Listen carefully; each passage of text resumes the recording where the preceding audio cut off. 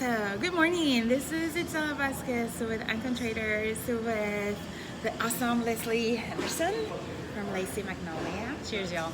Cheers. So we are here and having 5 minutes with Leslie, and we are gonna learn a little bit from Leslie about how this whole amazing Magnolia happened. So there's your super structured 5 questions in very nice piece of paper. Questions.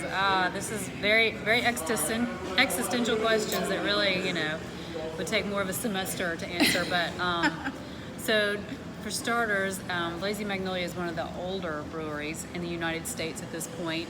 When we got started, there were only about 1,700 breweries, and now there are over 7,000. Oh my so goodness. that gives you an idea of just how old we are. So our reasons for starting a brewery were based a lot on the environment at the time, as everybody's decision to do so would be. And at the time, the South didn't have really any brewing scene going on. We wanted to change that. So we wanted to be trailblazers, we wanted to be pioneers, make some great things happen, and make some changes for our home state. As you're probably well aware, Mississippi has a lot of really bad stereotypes associated with us. Mark and I are native Mississippians. We know better about a lot of these things and wanted to be ambassadors for our state to let people know what great things are happening. And we thought that bringing a new industry into our state, getting some laws changed, bringing economic activity to our area would be a great way to do that. So for us, it was never just about the liquid. It was never just about the beer or the brewery. It was about making our state a better place for the people who live here, for the people who may visit. This is the hospitality state. People need to understand that. And we decided from the get-go that that would be the core value that we embodied. So everything we do is about hospitality, and hospitality really is about making people feel welcome and comfortable. It's not about rituals or traditions. It's about making people welcome and comfortable, and that's what we want to embody. So you come into our tap room, and you should immediately feel relaxed and welcome and comfortable. No matter what it is you like or what it is you want to do, we're good with that. If you want light beers, fantastic. If you want sour barrel-aged beers, fantastic. If you're not a drinker, fantastic. We actually bottle water too. If you're bringing in a family, we're happy to have them here. We have popsicles, we have great games for kids, and we have a baby changing table in one of our bathrooms. We want to welcome everybody, no matter where you're coming from. And so all of our employees, that's the one core value that we stress more than anything else. So if they see somebody wandering through the plant, they're going to take care of them. Nobody gets yelled at, except my kids. I yell at my kids.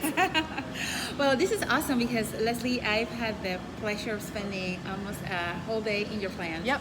And it's been so awesome. So it's lots of jobs here, lots of jobs. Lots of jobs. And I do feel very welcome. I mean, it's like 10 o'clock in the morning when we're doing this, and we're having a Magnolia beer. So we don't judge. It's cool, yeah. Thank you. I'm glad you don't. Otherwise, you would have kicked me out a long time ago. So tell me, favorite part of the job? The favorite part is the people. I mean, you never know what kind of crazy people you're going to run into from what part of the world. So we attract a lot of interesting people. And like I said, we're ambassadors for the state. We have a sign on the interstate on I-10. And a lot of people stop in here who would never have otherwise stopped anywhere in Mississippi. So we are the gateway to Mississippi for a lot of people.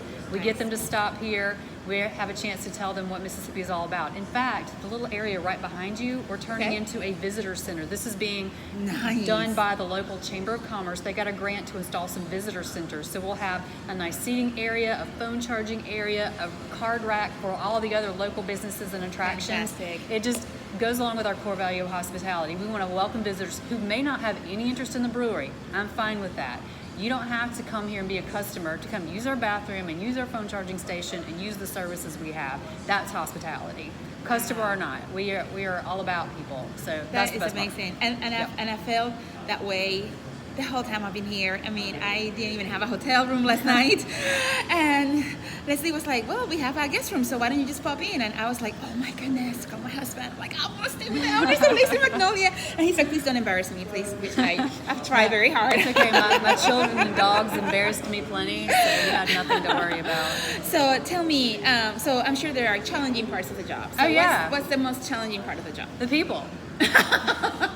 The crazy people that show up in your door and said, hey, let's have a video about your baby. People are the most rewarding and the most challenging part of any job. They're the one thing that you can't control or understand. As an engineer, I got math, and physics, and chemistry, bio. I got all that down. Nice. If it's a thing in the universe that follows some kind of law, Yeah. I got that. But people don't follow anything. You cannot predict what a human's going to do. You cannot program a human to do exactly what you want. You don't know what's going to happen when somebody walks in the door. You could see a little old lady and a group of her friends walking in here, and you might think, oh, they're here for the cherry picking, the hard cherry limeade. Yes. And the next thing you know, they're drinking sour, barrel-aged beers, and you're just going, how? I never would have predicted that. Nice. And employees too. It's challenging because you don't know what's going to make each person tick. What's Right. important to each person. They're not Right. just little robots. How do you make that person's job most fulfilling, their life most fulfilling, so that they can do the best for you and your company? It's completely different for different people. So that's the challenging part. That is so, so awesome because, we all have our favorite parts of the job Yeah. and our challenging parts of the job. But I tell you, you've been in the industry for 15 years. I've only been in the beer industry for a year. And I have to say that I agree with you on both favorite part of the job Yeah. and then also, the most challenging, but also the most rewarding too. Yeah, it's both. I agree. So tell me about your favorite beer. Whichever one is in front of me. Ooh, so tell us, what do we have here? Well, this is Southern Pecan. It's what we're known for. It's the original pecan nut brown ale, the first beer in the world that we know of commercially produced with pecans. And it's still the original. We've been brewing that since day one. It was part of our original lineup in 2005 and there's no chance this one's going away. Oh, and it's delicious. Please don't take it away. Oh, Don't take it away. It's staying. So, brewing closing wisdom. You've been doing this for 15 years. Yes, Leslie has been doing this for 15 years with her husband, Mark. Awesome story. I'm sure you can see a lot of write-ups on them, but this is just a casual, hey, let's do this. And she was such a good sport and she agreed to do this. So now, wisdom words for us that are starting in the business, for some of us that have been for 5 years, for 10 years, or some of us that are thinking, those people seem to be having quite a bit of fun. So why am I not in the brewing industry? Well, there's a lot to be said there. If you think you want to get into the industry, study people who have failed. They are harder to find, but they provide much more wisdom than the people who are succeeding because all the success stories are exactly the same. Wow. There is no difference between any of the success stories. It's all the same. Wow. But the failures, that's where you really get some nuggets because you may have some preconceived notions that the failures had, and that's what caused them to go out of business. That's what Mark did extensively before we started this place. And we made a big list of all the assumptions and the mistakes that the failures made. Okay. Because we found the successes were all the same. Wow. That's pretty telling. Like you said, you never know what people are going to say. Yeah. I thought you were going to say something like, get the best hops or, No. make sure that you know your recipes. All that's a prerequisite, and I'm trying to give people something they might not think about. And I don't know if you read classical literature, but Tolstoy. Sure. Oh, yeah. So the lines of one of his books, I'm drawing a blank, No, but that's okay. I'm paraphrasing. Sure. All happy families are exactly the same. Okay.